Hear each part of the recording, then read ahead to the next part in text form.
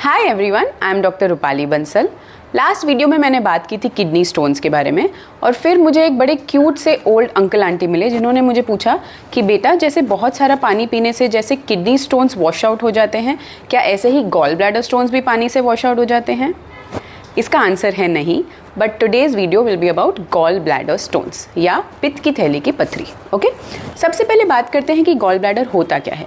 Gall bladder is a balloon shaped organ, छोटा सा, जो कि लिवर के बाजू में चिपक के बैठा रहता है। अब इसका काम क्या होता है? देखिए, जब आप खाना खाते हैं तो खाने को डाइजेस्ट करने के लिए आपकी बॉडी बहुत सारे जूसेस बनाती है। इनमें से एक जूस का नाम है बाइल, जो कि लिवर बनाता है और उसको स्टोर करने के लिए गॉल ब्लैडर में रखता है। जब आप खाना खाएंगे, स्पेशली फैटी फूड्स, तो वो बाइल अंतड़ियों में या इंटेस्टाइन्स में आ जाएगा और आपके खाने को डाइजेस्ट करेगा। अब अगर आपका डाइट बहुत ज़्यादा ही फैटी है या आप कोई सिली क्रैश डाइट्स कर रहे हैं, तो धीरे धीरे थोड़े थोड़े कोलेस्ट्रॉल डिपॉजिट्स आपके गॉल ब्लैडर में जाके डिपॉजिट हो जाएंगे और ये इवेंचुअली फॉर्म करेंगे गॉल ब्लैडर स्टोन्स या पित्त की थैली की पथरी। ओके, अब गॉल ब्लैडर स्टोन्स दो टाइप के होते हैं, छोटे या बड़े। तो अगर मैं आपसे पूछूंगी कि डेंजरस कौन सा होगा, तो आप ऑब्वियसली बोलेंगे कि जितना बड़ा उतना डेंजरस, बट नहीं, गॉल ब्लैडर के केस में ऐसा नहीं होता। देखिए, इमेजिन कि ये आपका गॉल ब्लैडर है।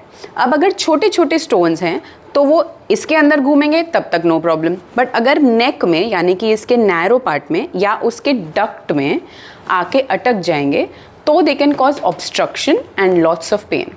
बट अगर बड़ा स्टोन है तो वो नेक में और डक्ट में फिट ही नहीं होगा, तो वो इसी के अंदर रहेगा।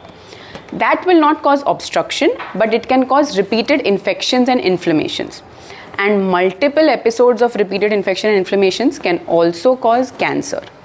So obstruction, infections, inflammations या cancer, तीनों केसेस में आपको गॉल ब्लैडर सर्जरी तो करनी ही पड़ेगी। बट बाकी गॉल ब्लैडर स्टोन्स अगर इमरजेंसी नहीं कॉज कर रहे हैं तो they can be there for years without causing any problem. अब आप सोचेंगे कि अगर गॉल ब्लैडर निकाल दिया तो फिर बाइल स्टोर कौन करेगा?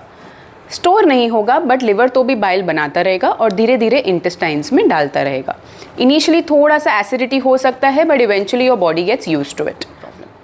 Share this with everyone who has gallbladder stones or who is considering surgery or who is having lots of fatty food. Thank you.